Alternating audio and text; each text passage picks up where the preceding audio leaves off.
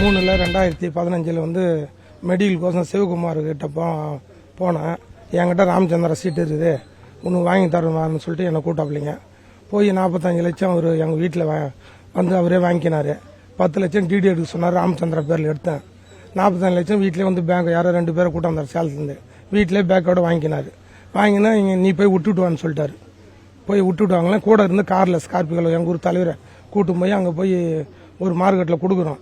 எங்கள் ஹாஸ்பிட்டலில் நீங்கள் இங்கே கொடுக்குறீங்க டாக்டர்னு கேட்டால் நீ கொடுன்னு 10 நிமிஷமாக சொல்கிறாரு.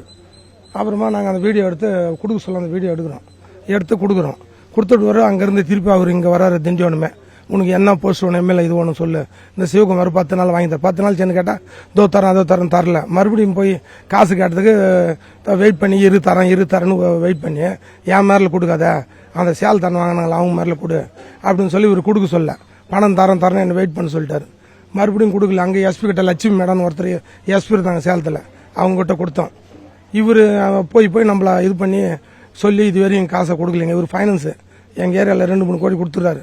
அதை வச்சு பணக்காரன்னு நம்பி இவர்கிட்ட கொடுத்துட்டோம். இவர் தரேன்னு இது வரையும் தரல. ஏடிஎம்மில் போட்டு 3 லட்சம் ரூபாய் 2 லட்சம் சீட்டு இருக்குது. இவரும் அந்த ரெட்டியார்னு ஒருத்தர் மதுரையிலேருந்து வந்துடுவார். அவங்க 2 பேர் தான் அந்த பணத்தை என்னை கட்ட சொன்னாங்க. கட்டி இது வரைக்கும் 45 லட்சம் வாங்கி கொடுக்கலுங்க. இது அவர் ஃபைனான்ஸ் நடத்துறாரு. ரியல் எஸ்டேட் எனக்கு பழக்கம். நான் ஃபைனான்ஸ் வாங்க போகிறேன் அவர்கிட்ட. சீட்டு வாங்கி தரோன்னு சொல்லிட்டு எங்களை கூட்டும் போய் சொல்லி இது மாதிரி வாங்கி கொடுத்து காசு வாங்கி இது மாதிரி பண்ணிட்டாருங்க. புகார் சேலத்தில் எஸ்பி மேடம் இருந்தாங்க, கொடுத்தோம். இங்கே கொடுத்துருக்குறோம் பீமராஜ் டிஎஸ்பி ரூசில் 2020 கொடுத்து வாங்கி தரேன் வந்து இவன் சிவகுமாரை டைம் கேட்டு போனவள நான் வந்து வாங்கி தரேன்னு சொல்லிட்டு அதோட நின்று போச்சு. அப்படி அவன் திண்டிவனம் முருகன் பார்க்கும், நானும் ஹவுசிங் போர்டு பெரிய ஃபைனான்ஸுக்கார் நடத்துகிறாப்பிள்ளைங்க. ரிப்போர்ட் கொடுத்துருக்குறேன் எஸ்பி கிட்ட விசாரணைக்கு, அதுக்கு வந்திருக்கிறோம். சிவகுமார் பெரிய ஃபைனான்ஸாருங்க, 10 கோடி நம்ம ஏரியாவில் ஃபைனான்ஸ் நடத்துகிறாப்புல ரியல் எஸ்டேட்.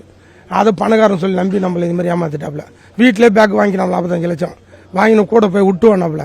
நாங்கள் போய் விட்டுட்டு வந்தோடனே இவர் என்னன்னு கேட்டதுக்கு பணம் கொடுன்றார். 10 நிமிஷமா நாங்கள் கொடுக்கலாம் அங்கே போய் பேக்கை.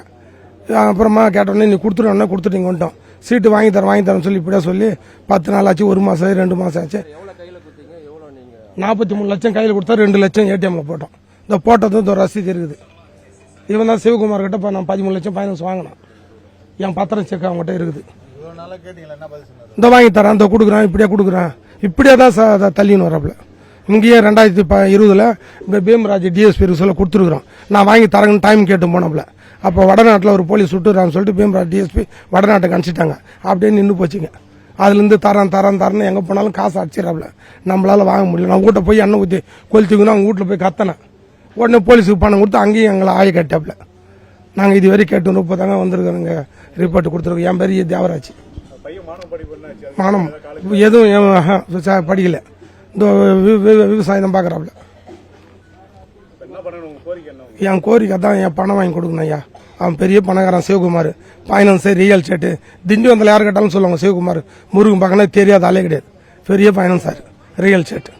அதை வச்சு தான் 45 லட்சம் கையில் கொடுத்தோம். 2 லட்சம் ஏடிஎம்ல போட்டோம். இந்த ரசீது இருக்குது. திண்டிவனத்தில் அவனே தான் போகிறான் சிவகுமார். திண்டிவனத்து ஏடிஎம்ல தான் போட்டது பணம்.